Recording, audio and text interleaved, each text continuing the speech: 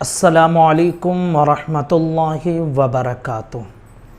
امان شیخ ہیں، ان کا سوال آیا ہے کہ حضرت امام کے پیچھے کون کون سی سورت پڑھنی چاہیے اور کون کون سی سورت نہیں پڑھنی چاہیے۔ اچھا سوال ہے۔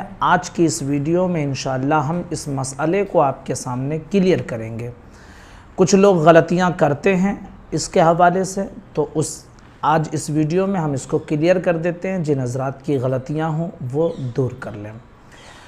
ایک چیز بنیادی طور پر آپ یہ سمجھ لیجئے کہ جب جماعت کے ساتھ آپ امام کے پیچھے نماز ادا کر رہے ہیں تو پھر امام کے پیچھے مقتدی کے لیے کسی بھی قسم کی قراءت کرنا جائز نہیں ہے۔ نہ امام کے پیچھے وہ سورہ فاتحہ پڑھ سکتا ہے اور نہ ہی کوئی سورت پڑھ سکتا ہے۔ امام کے پیچھے آپ نیت باندھ کر صرف ثنا پڑھیں گے اور رکوع سجدہ میں تسبیح پڑھیں گے اور قعدے میں التحیات وغیرہ پڑھیں گے۔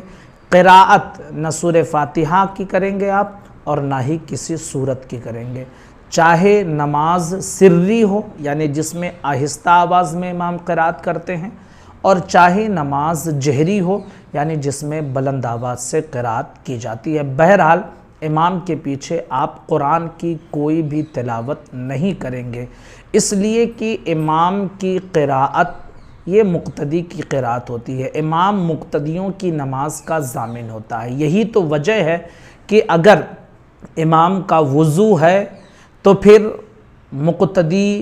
مقتدیوں کی نماز ہو جائے گی۔ اگر امام بے وضو ہو جائے تو اگرچہ سارے مقتدی باوضو رہیں کسی کی نماز نہیں ہوگی، اور اگر امام باوضو ہے تو مقتدیوں میں سے جن کا وضو نہیں ہے ان کی نماز نہیں ہوگی، اور جن کا وضو ہے امام کے ساتھ ساتھ ان کی نماز ہو جائے گی۔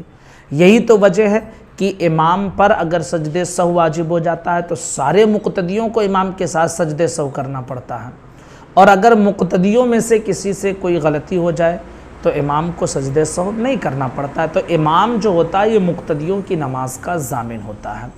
دو حدیث مبارکہ میں آپ تک پہنچا رہا ہوں، اسے سن کر سمجھ لیں کہ امام کے پیچھے ہمیں قراءت نہیں کرنی ہے، نہ سورہ فاتحہ کی اور نہ ہی کسی سورت کی۔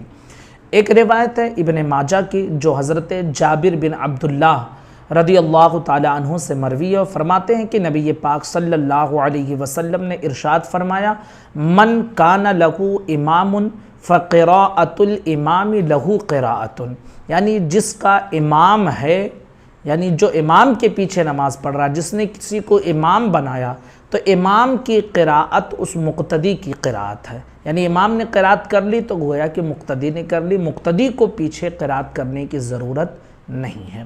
دوسری روایت مسلم شریف کی ہے جو حضرت ابو موسیٰ اشعری رضی اللہ تعالی عنہ سے مروی ہے، فرماتے ہیں کہ حضور صلی اللہ علیہ وسلم نے ہمیں خطبہ دیا اور ہمیں طریقہ بیان کیا اور ہمیں نماز سکھلائی کہ جب تم نماز ادا کرو تو اپنی صفوں کو درست کرو، پھر تم میں سے کوئی امامت کرائے، پس جب وہ تکبیر کہے تو تم بھی تکبیر کہو، اور جب وہ قراءت کرے تو بالکل خاموشی سے سنو۔